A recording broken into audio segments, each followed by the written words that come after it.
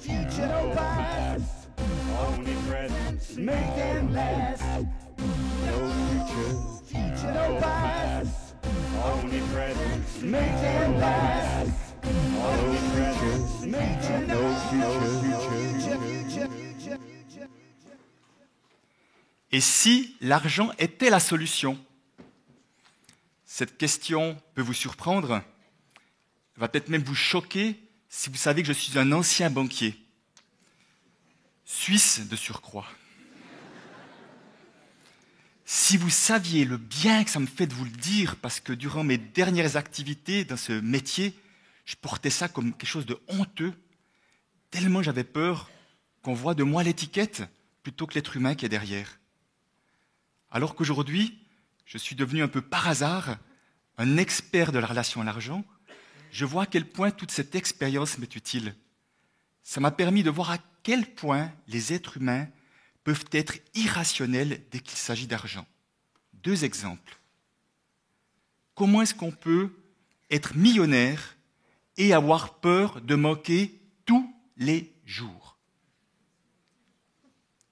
Comment est-ce qu'on peut s'entre-déchirer pareillement dans une famille lors d'une succession, alors qu'il y en a largement assez pour chacun? Je ne les juge pas parce que moi-même j'avais des revenus confortables et j'étais plein de peur. J'étais stressé et stressant pour mes proches.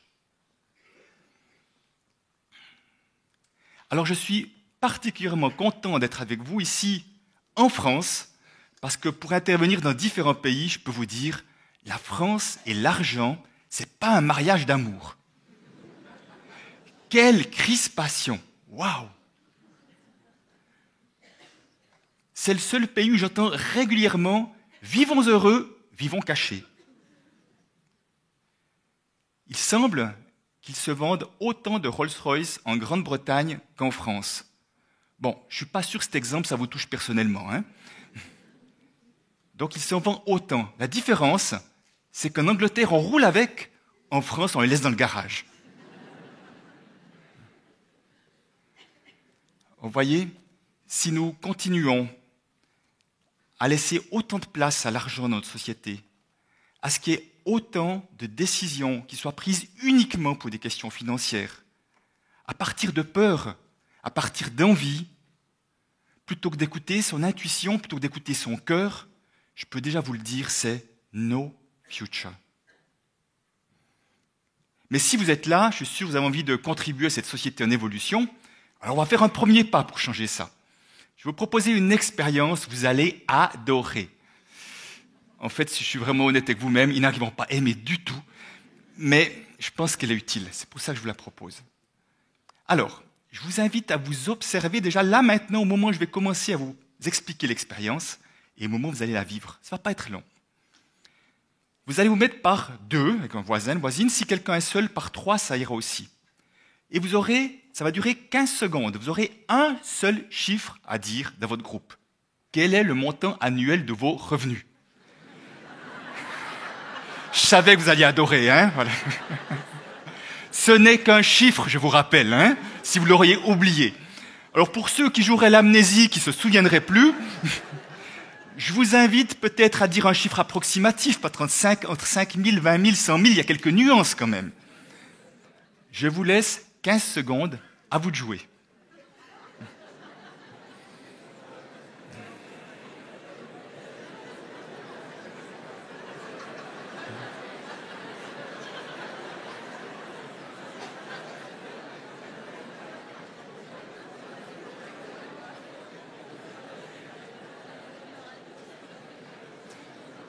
Voilà, les 15 secondes sont terminées. Si vous saviez comme je suis rassuré, j'avais peur que la moitié de la salle déguerpisse à ce moment-là. Merci d'être toujours là. Alors j'ai envie d'aller un peu plus loin pour que vous puissiez vraiment comprendre peut-être l'essence de ce qui se passe dans ces histoires d'argent. Et j'ai envie de vous poser une question. Au moment où je dis le mot argent, s'il y avait 1 ou 2 mots que vous associez spontanément au mot argent, comme ça, sans réfléchir, qu'est-ce que ça serait? Je n'aurai pas le temps de vous questionner les 800, mais j'aimerais bien entendre 3-4 réponses dans la salle. Qui veut me dire comme ça ce qui lui vient? Oh, alors si vous êtes 5 en même temps, je ne comprends rien. Dépense. Liberté. Riche. Capitaliste. Voyage, voilà, dans le voyage, point de libre. Bon, voilà, là, merci, on va arrêter là, parce qu'autrement, on va y passer le reste du temps. Puis, vous savez, j'ai un temps limité, et puis il semble que le temps, c'est de l'argent. Il ne faut quand même pas que j'exagère. Hein. Alors, j'ai posé ces questions des centaines de fois. Je vais vous dire quels sont les grands classiques, sachant qu'il n'y a pas de réponse juste ou réponse fausse. J'entends souvent, l'argent, c'est la sécurité. L'argent, c'est la liberté. L'argent, c'est l'indépendance, l'autonomie. L'argent, c'est la source de confort. L'argent, c'est l'énergie. L'argent, c'est la mesure de ma valeur. Mais j'entends aussi, l'argent, c'est sale. L'argent, c'est l'injustice. L'argent, c'est une source de stress, une source de tension. L'argent est une source de conflit. L'argent, c'est la cause des problèmes dans le monde. Vous voyez, c'est du 180 degrés, diamétralement opposé. Alors on peut se poser la question, c'est quoi l'argent finalement si on y associe tous ces mots-là? Et celui qui était mon mentor, qui m'a enseigné le fruit de ses recherches qu'il a fait pendant des années sur ce thème-là, Peter Koenig, disait l'argent c'est comme un médium neutre, moi je dis comme un écran blanc, sur lequel chacun va y projeter ses propres images. Et peut-être que j'aimerais vraiment, s'il y avait une chose que j'aimerais que vous reteniez à l'issue de ce passage, c'est que nos comportements avec l'argent n'ont rien à voir avec l'argent. La source, le moteur de nos comportements avec l'argent, c'est nos projections sur l'argent. Si je projette ma sécurité sur l'argent, je n'aurai pas du tout le même comportement avec l'argent que si je projette que l'argent c'est une source de conflit. Et pour vous montrer comment ça se manifeste comme ça dans nos vies, ces projections, je vais proposer une expérience, nous allons faire tous ensemble. Vous aurez besoin de vos deux mains, et puis une représente l'argent et l'autre représente la projection, on va dire la sécurité qui est quand même très courante. Alors vous allez prendre vos deux mains, vous allez les mettre les imbriquer l'une dans l'autre, et vous allez serrer un peu les doigts, serrer, créer un peu de tension, pas vous faire mal, mais un peu de tension. Hein. Et avant, vous allez, tout à l'heure je vous demandais de desserrer vos mains, mais avant de le faire, attendez que je vous dise le mot de départ, j'aimerais vous rappeler une chose, c'est que votre voisin, votre voisine, ils ont comme vous une oreille, un nez, un menton, ils aimeraient bien qu'ils soient intacts à l'issue de l'expérience. Donc, tout en maintenant les doigts serrés, vous allez essayer d'écarter, en maintenant les doigts serrés l'un contre l'autre, essayer d'écarter les doigts. Moi j'ai la chance, j'ai personne à côté, je peux mettre beaucoup de force et ça ne bouge pas. Tant que je garde la pression, ça ne bouge pas. Vous voyez ce qui se passe? Quand on associe, comme je l'ai fait pendant des dizaines d'années, argent et sécurité pour prendre cette projection-là, j'ai créé un lien de dépendance. Un lien de dépendance qui est ma sécurité dépend du montant de mes économies. Donc j'ai couru après l'argent. Et pourquoi j'ai couru après l'argent? Pourquoi j'ai projeté ma sécurité sur l'argent? Il y a une seule et unique raison. C'est parce que intérieurement, j'étais insécure. Je manquais d'estime de moi, je manquais de confiance en moi, dans ma capacité à faire face aux événements de la vie. Je manquais d'amour pour moi. Donc ce qui manquait à l'intérieur, j'essayais de aller le chercher à l'extérieur. Et je courais après l'argent en économisant toujours un peu plus, puis ça ne marchait pas. Vous voyez, là il y a l'argent et là il y a la sécurité. Je faisais fausse route, puis je courais là, alors que c'est de ça que j'avais à m'occuper. De ma sécurité, j'avais à construire ces fondations intérieures pour avoir plus d'estime de moi. Et je continuais de courir là. J'ai fait fausse route pendant si longtemps. Donc aussi longtemps que je n'ai pas compris ça et que je ne me suis pas occupé de mon estime de moi, ça restait comme ça. Et au fur et à mesure que j'ai fait ce travail-là, mes doigts se sont détendus et j'ai pu voir qu'il y avait l'argent d'un côté et qu'il y avait ma sécurité de l'autre. C'était deux choses complètement différentes. Quelle que soit la projection positive que nous avons sur l'argent, c'est le même principe qui se passe. Et j'aimerais que vous puissiez repartir avec deux pistes pour aller un peu plus loin. Et la première que je vous propose de voir pendant les jours, les semaines qui vont suivre, c'est essayer de vous observer comment vous vous comportez dès qu'il s'agit d'argent. Nous allons en faire tous les jours à l'argent, que ce soit en achetant votre repas de midi, en faisant des courses, que ce soit au moment où vous recevez une facture ou payez une facture ou vous recevez de l'argent, que ce soit au moment où vous discutez d'argent peut-être avec quelqu'un, de votre capacité à vous faire plaisir, à vous faire des cadeaux, à faire des cadeaux aux autres, comment vous vous comportez pour essayer de mettre plus de conscience sur votre fonctionnement. Et j'ai une deuxième piste. Je me rends compte de plus en plus que chez les êtres humains, on est soit dans l'esprit de manque ou dans l'esprit d'abondance. Moi-même, j'étais dans l'esprit de manque pendant des dizaines d'années. Je voyais tout ce qui n'allait pas. de moi à moi surtout, à quel point je n'étais jamais assez quelque chose, jamais assez bien, mais vis-à-vis des autres, vis-à-vis de ma situation, vis-à-vis de mon compte en banque, etc. Ça nous tire l'énergie en bas, ce truc-là. Alors que ceux qui sont dans l'énergie d'abondance, eux, ils voient tout ce qui est déjà là dans leur vie. Ils sont dans du merci, ils sont dans la gratitude.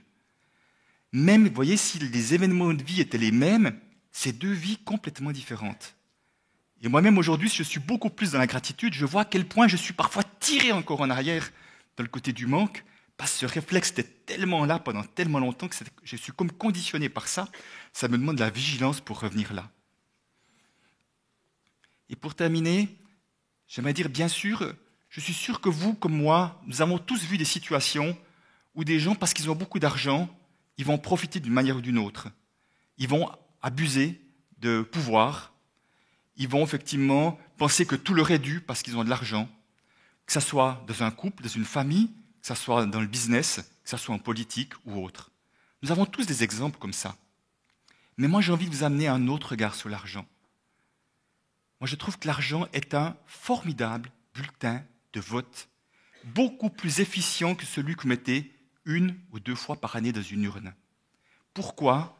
Parce que chaque fois que nous utilisons de l'argent, nous donnons une couleur à la société que nous construisons.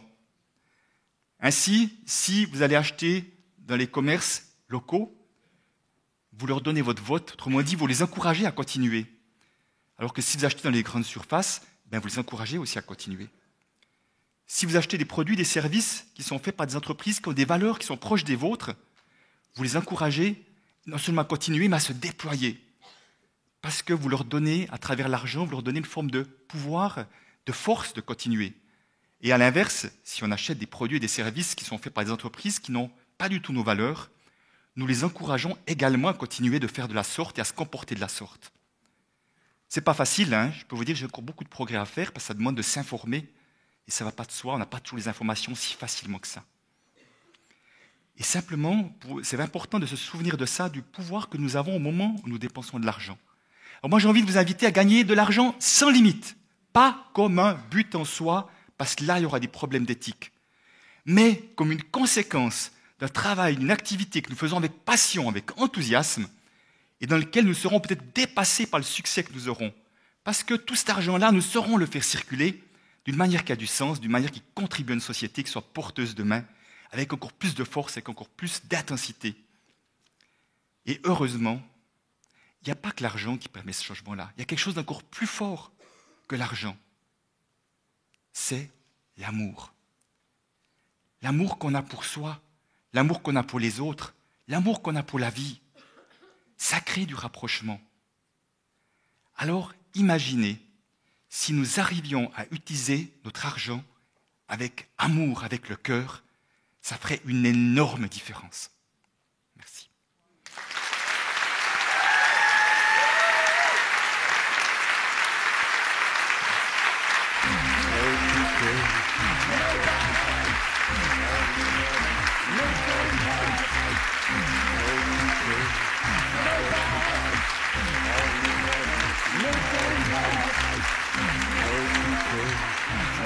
No